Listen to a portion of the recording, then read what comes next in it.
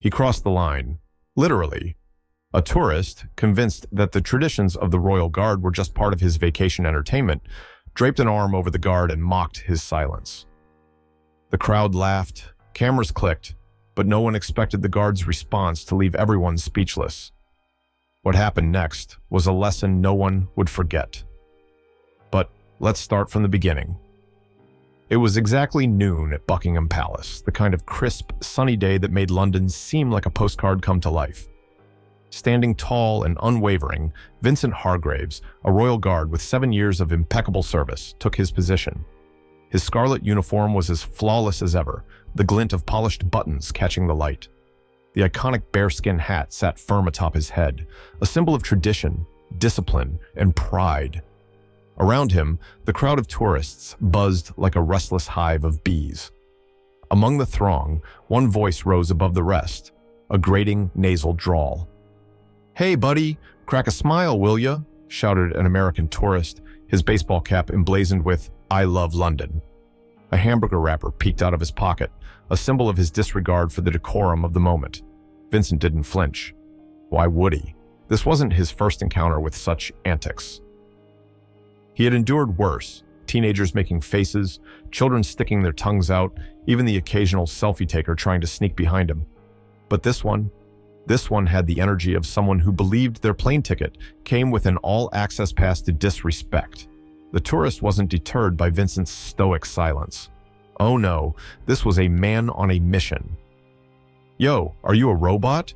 Or did your batteries die?" He laughed, loud and self-satisfied, clearly enjoying the attention of his companions, who were already snapping pictures. Vincent remained as unmoving as a granite statue. Not even an eyebrow twitched. But the tourist, now emboldened by his friend's laughter, took it as a personal challenge. He stepped over the white boundary line painted on the ground, a line every respectful visitor instinctively knew not to cross. You could almost hear the collective gasp of the crowd. Even the pigeons seemed to pause mid-flight. The audacity. The tourist reached up, hand outstretched, toward Vincent's bearskin hat. And there it was, a sacred line about to be violated, a tradition mocked in front of dozens of onlookers. But Vincent, still stone-faced, his eyes fixed straight ahead. "Did you see that? He's not even reacting," the tourist yelled, practically giddy. "Let's get a selfie with his hat." The crowd murmured, some amused, some appalled. A few started recording on their phones, sensing that this moment might just go viral. The tourist's friends egged him on, laughing and shouting suggestions. "Dude, grab it. What's he gonna do? He can't even move." It was chaos, the kind of modern chaos that made you question where respect had gone, where people got the nerve to treat living symbols of history like props in their personal entertainment. Then, as if to outdo himself, the tourist went for the ultimate move. He stepped in close, way too close, and wrapped an arm around Vincent's shoulders like they were old pals, posing for a holiday postcard. The crowd erupted in gasps and nervous laughter. Was this really happening? Did he actually just do that? And Vincent? Oh, Vincent didn't move a muscle. Not yet. But inside, beneath that calm exterior, you could imagine the discipline it took to stay composed. Years of training, of upholding tradition, boiled down to this one moment of restraint. The tourist grinned, his other hand holding up his phone for a triumphant selfie. This is going to get so many likes. But just as he was about to click the shutter, Vincent took his first step. And that was when everything began to change. With a sharp stomp, Vincent's boot cracked against the cobblestones, reverberating through the courtyard like a thunderclap. The tourist recoiled as though stung, his arm dropping from Vincent's shoulder in a hurried retreat. The crowd's collective gasp hung in the air, blending with the sudden hush that followed. And then, Vincent moved. Slowly, deliberately, he turned his head, his gaze locking onto the tourist, like a hawk spotting its prey. That tiny gesture spoke louder than any shout, more commanding than a roar. It was the sort of movement that said, "You've crossed a line, and you know it." "Sir," Vincent began, his voice firm but laced with a razor-thin layer of sarcasm. "You've just breached the royal household security protocol. I'm sure your friends will enjoy explaining this to your mother." The crowd erupted. Not in chaos, but in laughter. The tension shattered as people chuckled, whispered, and pointed at the now crimson-faced tourist. Cameras clicked furiously, capturing his deer-in-the-headlights expression. For a brief moment, it seemed as though the situation had resolved itself, the would-be provocateur thoroughly put in his place. But life has a way of complicating things. Just as Vincent straightened to his full, imposing height, a small voice cut through the noise. "Excuse me, I can't find my mom." The crowd shifted, parting like the Red Sea to reveal a boy of about 6, clutching a plush lion in one hand and rubbing his tear-streaked face with the other. He couldn't have been taller than Vincent's knee, yet the little figure stood out like a beacon of vulnerability amid the chaotic scene. Vincent glanced down, his composed mask cracking just enough to reveal a flicker of concern. It wasn't protocol to interact with civilians, but then again, Vincent wasn't one to ignore a child in distress. Breaking rank for the second time that day, he knelt. A simple gesture, but one that carried the weight of defying tradition. "Don't worry," he said, his voice softer now, though still steady. "We'll find her." The crowd's mood shifted again. Phones pivoted from the embarrassed tourist to Vincent, their lenses capturing this unexpected display of humanity. Murmurs rippled through the audience, admiration, surprise, approval.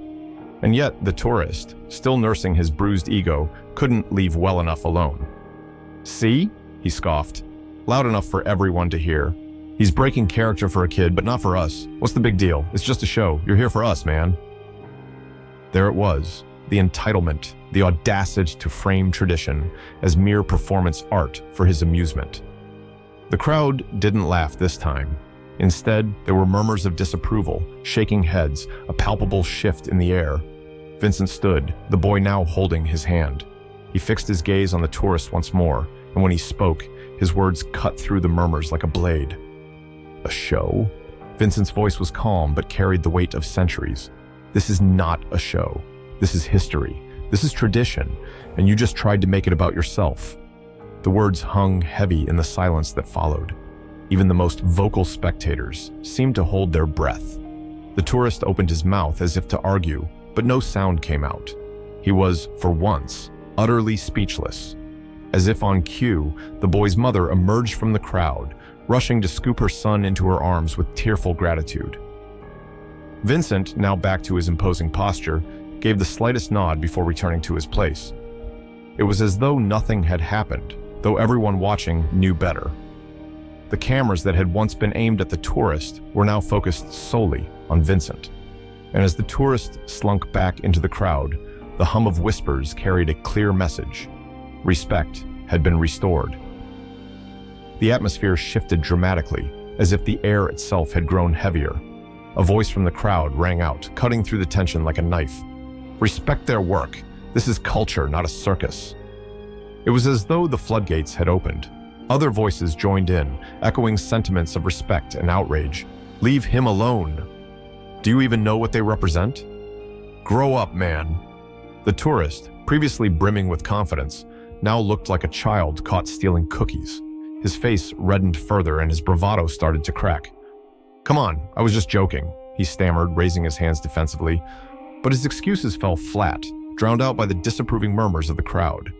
Someone near the front, phone in hand, muttered, "This is going straight to TikTok." And a video was already uploading, the caption reading, "When the Royal Guard showed a tourist who's boss. Iconic."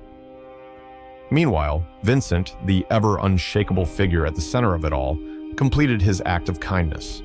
He reunited the lost boy with his tearful mother, who wrapped her son in a tight embrace, and turned to Vincent with gratitude in her eyes. "Thank you," she whispered, her voice trembling. "Thank you so much."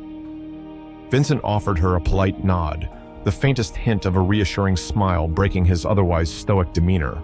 It was a brief moment of humanity, witnessed by dozens of onlookers, who now saw him not just as a guard, but as a symbol of integrity and compassion. But Vincent's work wasn't done. Straightening his crimson coat, he turned back to his post, his tall frame casting a shadow that seemed to stretch over the now sheepish tourist.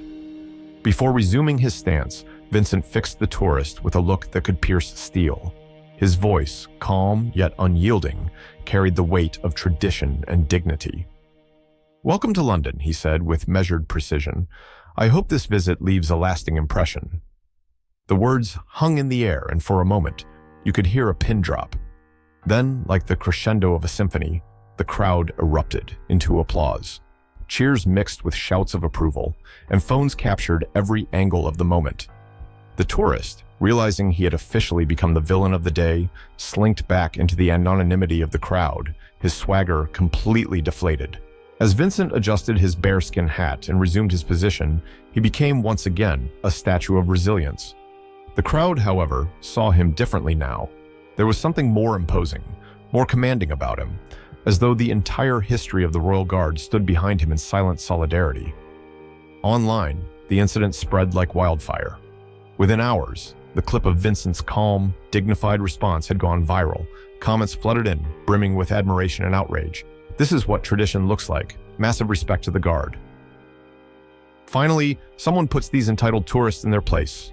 The grace, the composure, what a legend. But perhaps the most poignant comment read, "This Guard reminded us all of what honor and respect truly mean. That tourist, a walking embarrassment to travelers everywhere." Back at Buckingham Palace, Vincent stood firm, his expression unchanged, his composure unbroken. The world around him might have erupted into chaos, but within his steadfast presence, the legacy of centuries remained intact. For the crowd that day, and for the countless viewers online, Vincent wasn't just a guard. He was a reminder of the timeless values that still had the power to inspire awe.